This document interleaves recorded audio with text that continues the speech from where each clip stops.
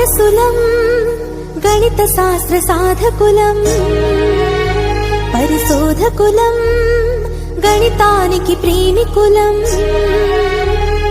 వారసులం గణిత శాస్త్ర సాధకులం పరిశోధకులం.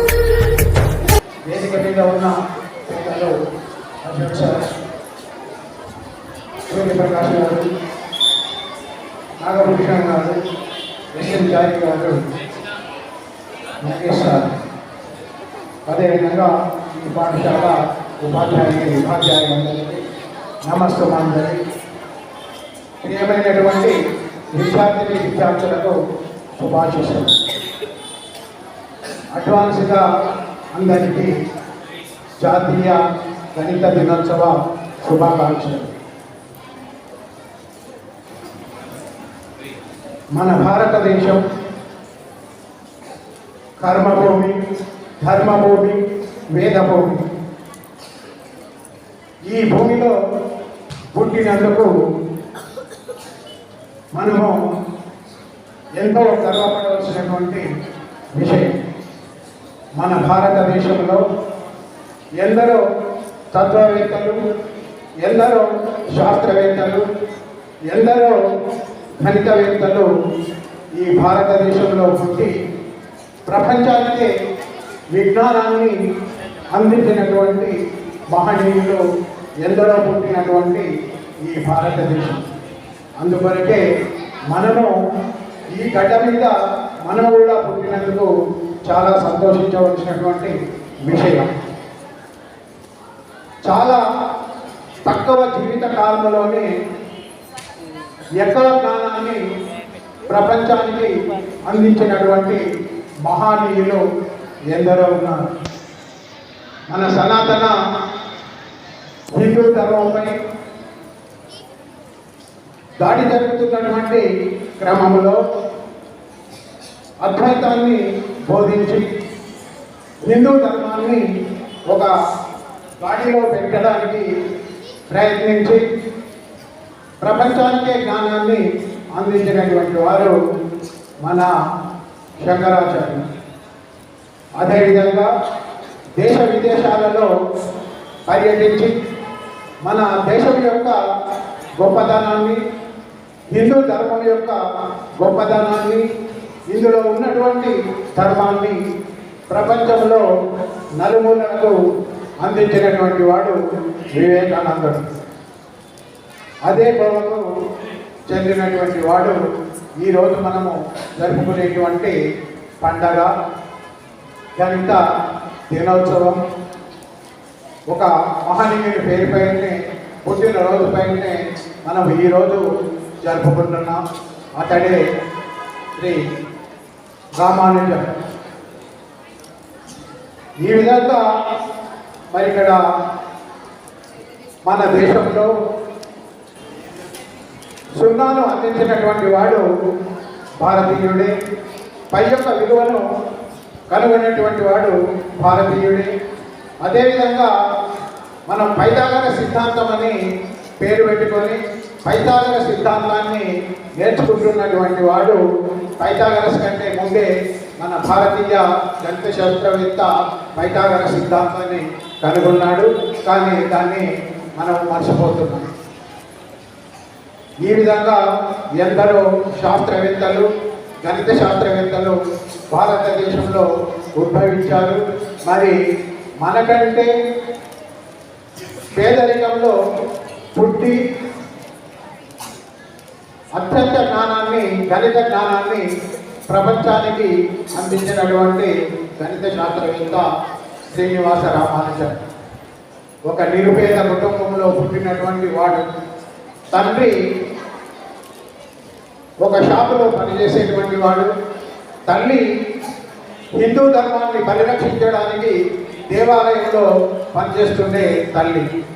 ఆ దీన స్థితిలో ఉండి కూడా అతడు మరి 32 సంవత్సరాల తన జీవితకాలంలో మరి ఎన్నో గణిత పరిశోధనలు చేసినటువంటి మహనీయుడు. సుమారుగా 3900కు పైగా గణిత మ్యాథమెటిక్స్ థీరమ్స్ను ప్రపంచానికి అందించినటువంటి మహనీయుడు శ్రీనివాస రామానుజన్. మరి అటువంటి రోజును మనం ఈరోజు జరుపుకుంటున్నాం. మరి అతని యొక్క మన ఇంతకుముందే రామానుజన్ గురించి ఎస్ఎన్ జారి గారు చిన్న చిన్న ఉదాహరణలతో వివరించారు. అదేవిధంగా సూర్యప్రకాష్ సార్ కూడా కొన్ని లెక్కలు అనేటువంటిది అతను తయారు చేసినటువంటి లెక్కలు అనేటువంటిది మీకు సూచించడం జరిగింది. మరి మనకు అర్థం కానటువంటి థీరమ్స్, అతడు ప్రతిపాదించిన థీరమ్స్ ఎన్నో ఉన్నాయి. కానీ మనకు తరగతి గదిలో పనికొచ్చేటువంటి చాలా ఉన్నాయి. ఉదాహరణకు శ్రీనివాస రామానుజన్ 3వ తరగతిలో ఉండగానే వారి ఉపాధ్యాయుడు గణితాన్ని బోధించే క్రమంలో 10 పనులను 10 మందికి పంచినట్లయితే మనిషికి 1 వస్తుంది. 5 పనులను 5గురికి పంచినట్లయితే మనిషికి 1 వస్తుందని వారి ఉపాధ్యాయుడు లెక్కలు చెప్తా ఉంటే 3వ తరగతిలో ఉన్నటువంటి శ్రీనివాస రామానుజన్ వేసి, సార్ మరి అక్కడ పనులు 0 ఉన్నాయి, మనుషులు కూడా 0 ఉన్నారు, మరి 0ను 0 చేత భాగించినట్లయితే 1 వస్తుందా అని ప్రశ్న వేసినటువంటి వాడు శ్రీనివాస రామానుజన్. మరి అంత గొప్ప ఆలోచన అనేటువంటిది అంత చిన్న విద్యార్థికి రావడం అనేటువంటిది చాలా కష్టమైనటువంటిది.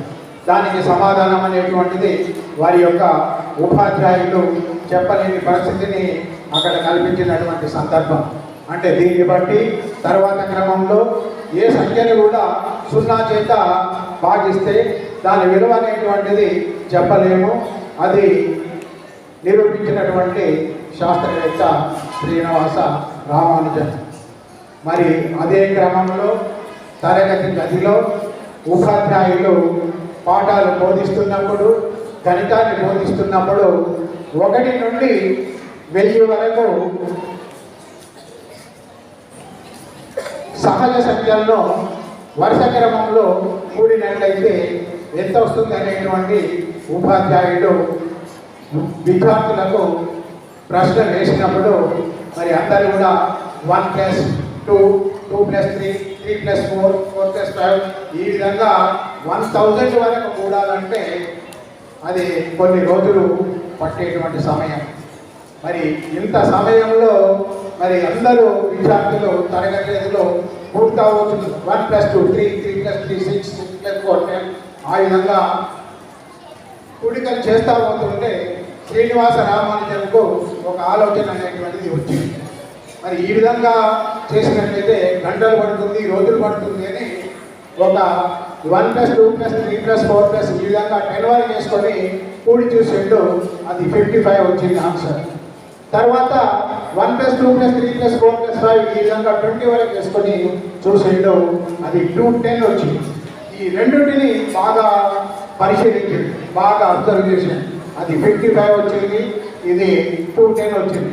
55ను ఏ విధంగా రాసుకున్నాడంటే 5 × 11గా రాసుకున్నాడు.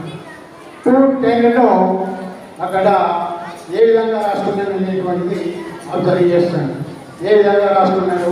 10 × 11 అనేటువంటిది 210గా 21 అనేటువంటిది అక్కడ రాయడం జరిగింది.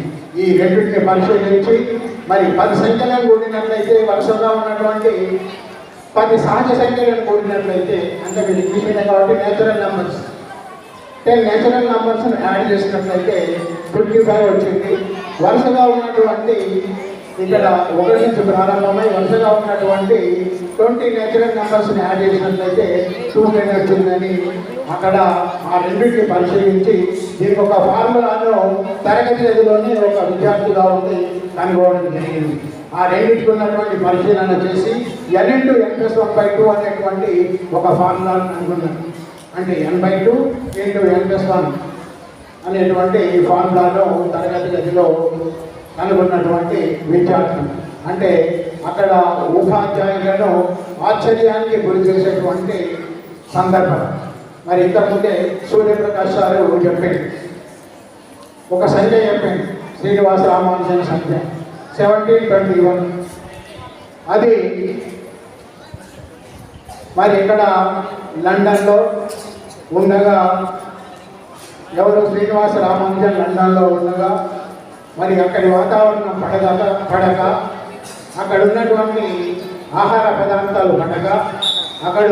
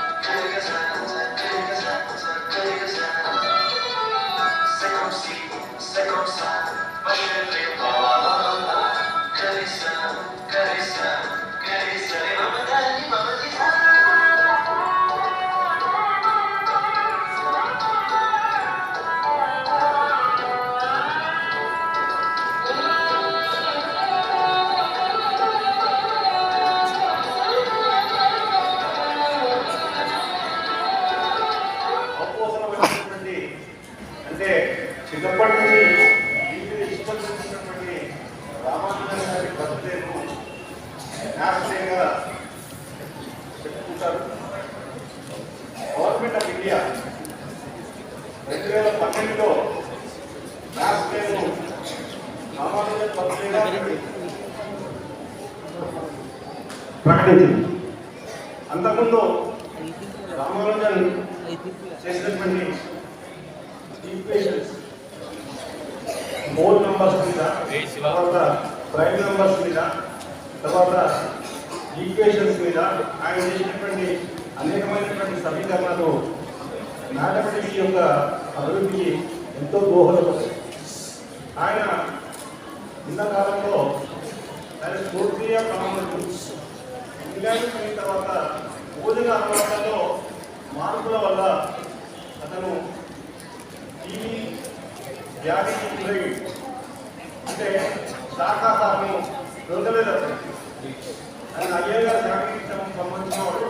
వాళ్ళ తల్లి ఇంగ్లాండ్ పోతుందంటే ఆయన నుంచి ఒక ప్రామిస్ తీసుకుంటాడు, మన ఆచార వ్యవహారాలను వదిలిపెట్టకూడదు. ఆ విషయంలో అక్కడ సరైన ఆహారం దొరక, సరైన వేలకు తిండి లేక టీవీ వ్యాధి తగ్గుతాయి. 32 సంవత్సరాల జీవితంలోనే ఆయన తన తను సాధించాల్సిన పరిస్థితి ఏర్పడింది. 1920 ఏప్రిల్ నెలలో ఆయన చనిపోయింది. అయితే పుట్టిన 32 సంవత్సరాలలో అనేకమైనటువంటి ఈక్వేషన్స్, అనేకమైనటువంటి ఫార్ములాస్ చెప్పారు.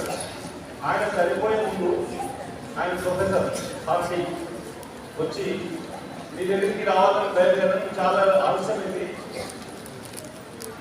నాకు ట్రాఫిక్లో ఇరుక్కుపోయాను అని చెప్పి అతనితో మాట్లాడుతూ ఎంత వచ్చాను మీరు అంటే కార్డు వచ్చాను, కారు నెంబరు 17 చెప్తాను. అప్పుడు చెప్పి చాలా వరస్ట్ నెంబర్ ఇది, అందుకోసం ఏదైనా అప్పుడు రామానుజన్ వెరీ గుడ్ నెంబర్, ఇది 12 క్యూబ్ ప్లస్ 1 క్యూబ్కు ఈక్వల్ అవుతుంది. అట్లానే 10 క్యూబ్ ప్లస్ 9 క్యూబ్ ఈక్వల్ అవుతుంది ప్లస్ అని చెప్తారు. అట్లానే 7 ఇంటూ 13 ఇంటూ 19 క్యూబ్ ఈక్వల్ అవుతుంది అని కూడా ప్రయత్నం అని చెప్తారు. అంటే ఆయన మాటలలో కూడా ఒక నంబర్ ఎన్ని విధాలుగా చెప్పుకోవచ్చు ఆలోచించారు. మీరు కూడా ఆ రకమైన ఆలోచించుకోండి. మీ ఇంట్లో పాలు పోసే అబ్బాయి ఉంటాడు, లేదా పాలు పెట్టుకుంటాడు. ఒక ఎంత లీటర్ పాలు మనం తీసుకుంటే ఎంత డబ్బు అవుతుంది, 50 లీటర్ పాలు తీసుకుంటే ఎంత డబ్బు అవుతుంది, అట్లాగే కొన్ని నెలలు అయితే ఎంత అవుతుంది. ఈ దగ్గర చిన్నప్పుడు 5-6 ఏళ్ళ దానికి క్యాల్కులేషన్ చేసుకుంటే మనకు నంబర్స్ మీద ఒక అవగాహన ఏర్పడుతుంది. నంబర్స్ మన ఇంట్లో తల్లిదండ్రులు ఎంత చూస్తున్నామో నంబర్స్ ఉపయోగించండి. నంబర్స్ ఆడుతుంది 100 వరకు నంబర్ రాసి దాన్ని ఫ్యాక్టరైజ్ చేయండి. ఏ నంబర్స్కి కామన్ ఫ్యాక్టర్ చెప్పండి. ఏ నంబర్కు ఈక్వల్గా ఫ్యాక్టర్స్ ఉన్నాయి, ఏ నంబర్కు ప్రైమ్ నంబర్స్, తర్వాత రియల్ నంబర్స్ ఏంటి, ఇంటీజర్స్ ఏంటి, ఇవన్నీ కూడా మీరు ప్రాక్టికల్గా చేస్తే నంబర్ సిస్టమ్ మీద ఒక అవగాహన ఇచ్చింది. అప్పుడు గణిత శాస్త్రం మీ సొంతమైన తర్వాత మీరు దాంతో ఇష్టమైన ఆటలు ఆడుతుంది. మీరందరూ కూడా ఒక ప్లే గ్రౌండ్ వెళ్తారు, కబడ్డీ గ్రౌండ్ కూడా వెళ్తే అక్కడ మీకు స్క్వాడ్స్ తర్వాత మన తెలుగు ఉంటాయి గ్రౌండ్. అయితే 60 మంది 20 ఉంటారు. లైన్ ఆ లైన్ చూస్తే మనకు తెలిసి వస్తాం. అటువంటి వాళ్ళు అటువంటి మనము ప్రాక్టికల్గా చేస్తాం. కానీ ఆ కబడ్డీ గ్రౌండ్ ఎంత ఉంటుంది, దాని వైశాల్యం ఎంత, ఒకవైపు ఎంత ఉంటుంది, ఇంకోవైపు ఎంత ఉంటుంది. అట్లాగే ప్రతి గేమ్స్ వాలీబాల్ కానీ, తర్వాత ఫుట్బాల్ కానీ, తర్వాత ఖోఖో కానీ, ప్రతి గేమ్ కూడా గ్రౌండ్ అవసరం, దానికి సంబంధించినటువంటి ప్లేస్ అవసరం. ఆ ప్లేస్ ఎట్లా ఉండాలి, ఎంత ఉంటుంది, మనం పీఈటీ సార్ మనకు ఎంత చెప్తున్నారు, మనం ఎట్లా ఆడాలి అనేటువంటి ఆటలలో కూడా గణితాన్ని మనము నేర్చుకుంటాం. సంవత్సరాలు సాంఘిక శాస్త్రంలో అంటే సంవత్సరాలు ఉన్నాయి. ఏ రాజు ఏ పాలన వేసింది, అట్లా వాటిని ఉపయోగిస్తుంది. సైన్స్లో మనము డేట్స్, సైంటిస్టులు ఏ విషయాన్ని తెలుసుకున్నారు, వీళ్ళను ఏ రకంగా చెప్పారు అనేది కూడా డేట్స్ ఉంటాయి. వాటిని కూడా నంబర్ సిస్టంలో మనం జ్ఞాపకం పెట్టుకొని వాటిని నంబర్స్లో మనము చేసుకుంటే టీచర్ ఉన్నప్పుడు కూడా, టీచర్ లేనప్పుడు కూడా మనము పజిల్స్ లాగా ఆడుకోవచ్చు. మీరు పేపర్ చూస్తే పేపర్లో కొన్ని పజిల్స్ ఇస్తారు, మ్యాథమెటిక్స్ వాటిని మీరు సాల్వ్ చేయొచ్చు. సాల్వ్ చేయడానికి కీస్ ఇస్తారు, దాన్ని మీరు సాధించడానికి ప్రయత్నం చేయండి. మీరు కాకపోతే మీ ఉపాధ్యాయుడిని పరిష్కరింపజేయడానికి అవకాశం ఉంది.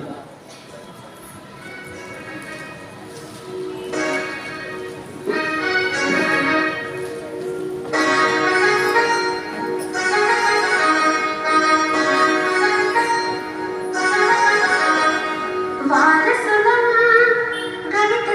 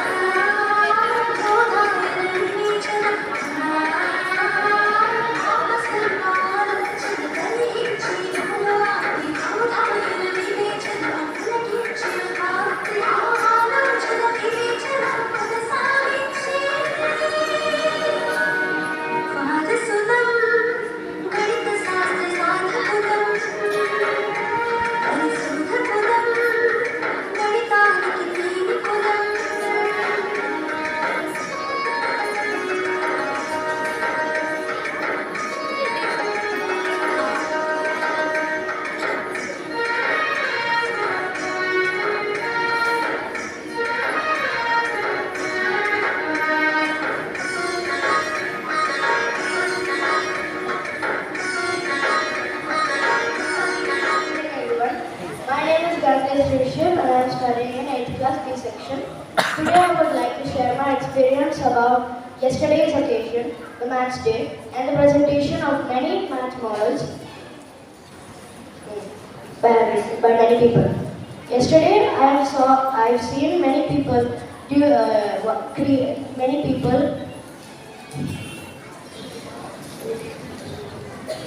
have created their math models. The math models were basic, but some of them were also very artistic. I could see that the people who had the artistic models have worked very hard to create them. So I would like to congratulate them on creating that very nice models. I would also like, but not only is the models important, but their presentation and their explanation and understanding of the topic is also important. So I have also heard many of the explanations and understandings on the topics, but some people have not explained it properly. But overall, it was, well, fun. ఎగిరింది భగవద్వజము నా భారత ధ్వజము నా భారత ధ్వజము శూన్యంలో సృష్టి అని ఆది అంకె శూన్యమని శూన్యంలో సృష్టి అని ఆది అంకె శూన్యమని గణిత గుణిత సూత్రాలతో శాస్త్రాలకు నాంది పలికి గణిత గుణిత సూత్రాలతో శాస్త్రాలకు నాంది పలికి గ్రహగతులను వీక్షించి గమనాలను సాక్షించి చిదంబర రహస్యాల ఛేదించి సాధించి ఎగిరింది